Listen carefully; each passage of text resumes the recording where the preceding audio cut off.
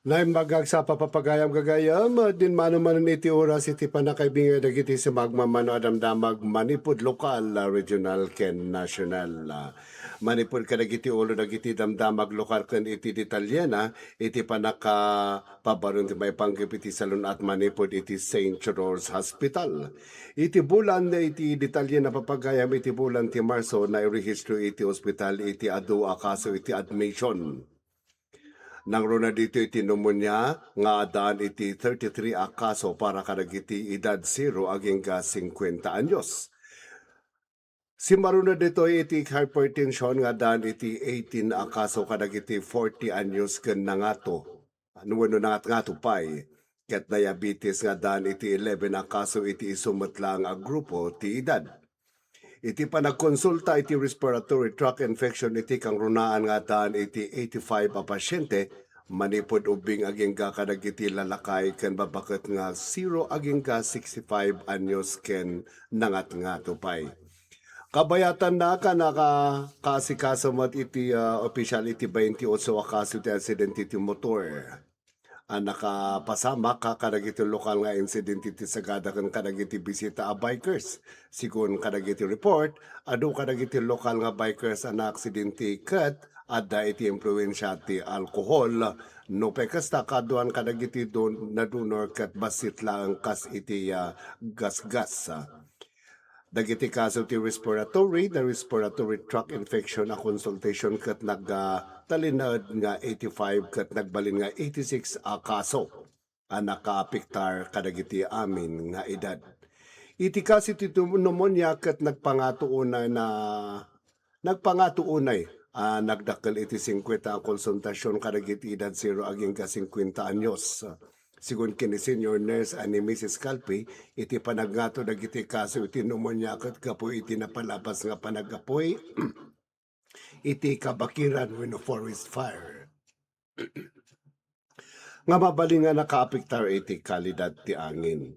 Iti admission iti bulan ti Abril, na-register iti Abril iti 23 a kaso ti pneumonia kadagiti edad aging ka 65 anyos. Iti hypertension katadaan iti 11 a kaso, bayat asa nga pula pasyente iti na-admit kapo iti diarrhea. Palagi iti health officials ti publiko nga mangala iti napatigapan paganurutan tapno maprotektaran ti salunat. Lalo kadagiti sakit iti angin ken liklikan iti panagmaneho nga adda iti impluwensya ti alkohol.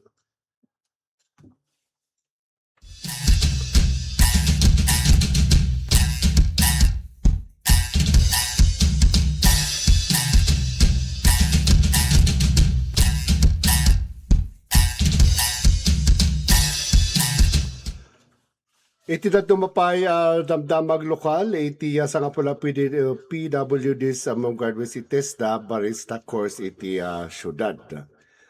Adag total nga ba 25 trainees including 10 persons with disabilities.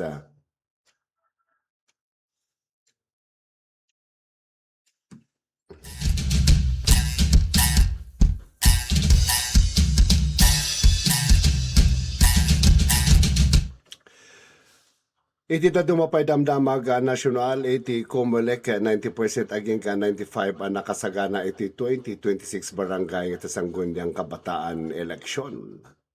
Inwaragawag ti Commission on Elections Comelec 90% aging ka 95 ang nakasagana dagito iti 2026 barangay asanggunyang kabataan election BS KE when na ituding into November 2, 2026. Sigun kini Comelec Chairperson George Garcia, kasapula na maituloy ti BSK tapno maikadeng ti publiko no si asino ti kayat da nga agtugaw iti pwesto. Dahito kat iti bakit iti sumagmamano, amamandalinteg iti mangisakad iti panakaitantan manon ti BSK. BSKA. Sigun kini sigun kadag iti sumagmamano amamandalinteg, maitantan iti eleksyon ken maaramat iti saan pa nagastos a pondo iti krisis enerhiya. No pekasayem poteng ni Garcia para kinkuan nakat nasayat ang maituloy iti eleksyon agsipod ta rumbang ay regular ti panakaisayangkat daytoy.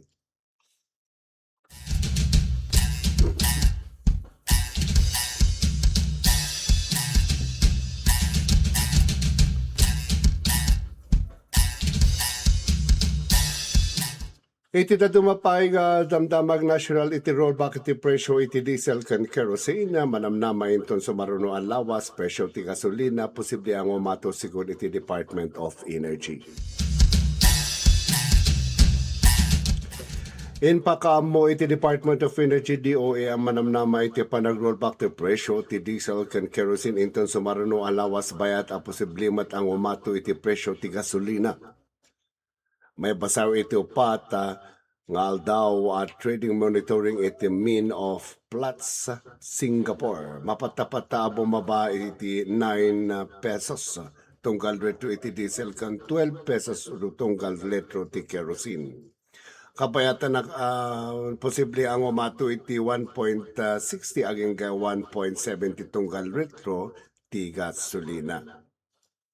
Sigon kini Department of Energy Oil Industry Management Bureau Director Rino Abad, ininot nga agsubli iti normal market-based pricing ti produkto a petrolyo kalpasan ang naapektaran ti tension ijay Middle East. Inayon daytoy nga iti agdama dumanunan iti $70 aging $95 tunggal bariles ti presyo ti lana iti world market. No pay kasta manamnama bumaba daytoy iti normal a presyo daytoy iti 55 aging 65 tunggal bariles. Opisyal nga inyanunsyo dagiti kompanya ti petrolyo dagiti opisyal na presyo ti produkto petrolyo inton Lunes may patungpal itata Lunes enggan may patungpal into no Martes.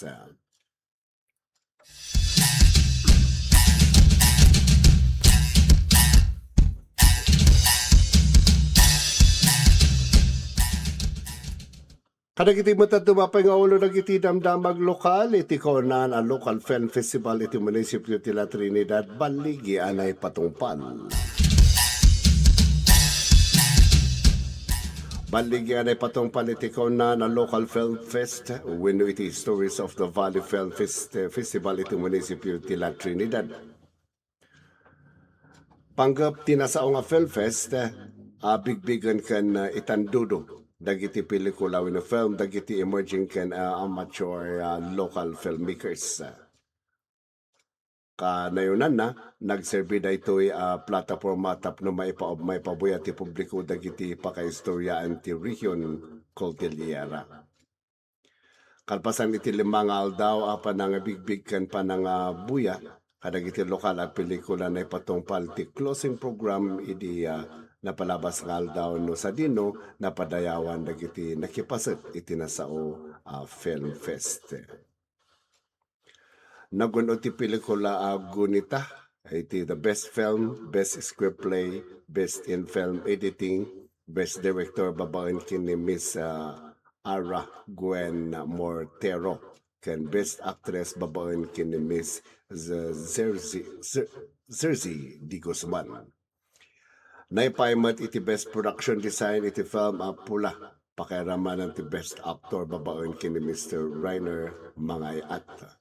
Nagunod ti Sololens ti best in cinematography bayat ni special jury prize ket naipay iti The Valley Remembers. May nagiti data yung panamnama nila Trinidad Mayor Roderick C. Awingan ti suporta ti lokal gobyerno iti local film industry. Pagyamanan ba't nagiti director, organizers, and participants sa Hurado, bisita, kan supporters iti nasao a Film Fest iti inisyatiba tapno maitandudo ken may pakita ti kultura, ti Cordillera, babaen iti pelikula.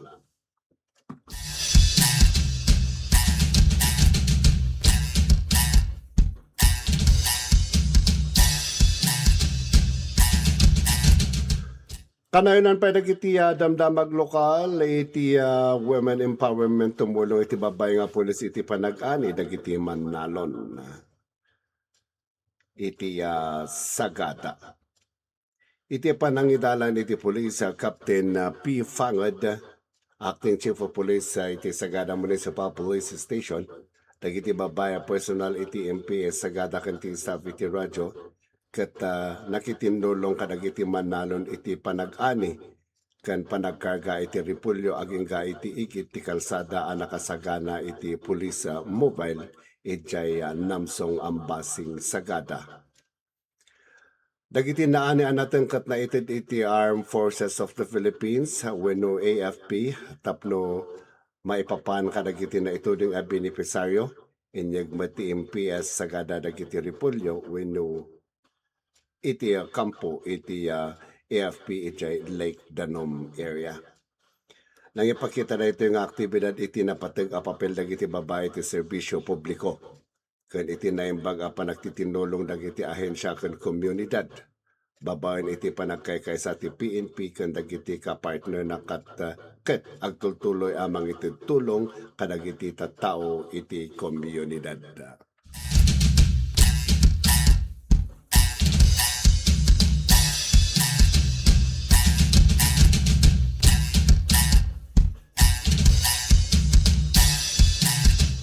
Kanayonan matgadamdamag iti international bangka ti duwa Singaporean nationals na mapukpukaw gapo iti panagbetak iti bukal iti Mount Dokono iti Indonesia nasarakan. Nasarakan ti bangkay dagiti duwa Singaporean nationals mapukpukaw gapo iti panagbetak iti bulkan iti Mount Dokono sa Indonesia. Nasarakan dagiti rescuers iti bangkay dagiti biktima. Particular iti crater rim tinasao a bulkan. Sigon kini Ewan Ramdhani, mangina daw iti local rescue agency na itantan pa lang iti panakaibakwit na iti bangkay gapo iti agtultuloy a panagbetak a mapaspasamak ken dakas a paniempo. May palagip a napasamak iti panagbetak ti bukan iti Biyernes ken agtultuloy pa lang aging ga ita nga agdama. 7 Singaporeans ken 10 nga Indonesians tinakalasat iti insidente. Nakasiblimatan iti bukod da apagilyan, dagiti 7 nakalasat kat Singaporean, bayat asahan apan lang may sigurado iti panakaiyawid iti bangkay dagiti 2 apimosay.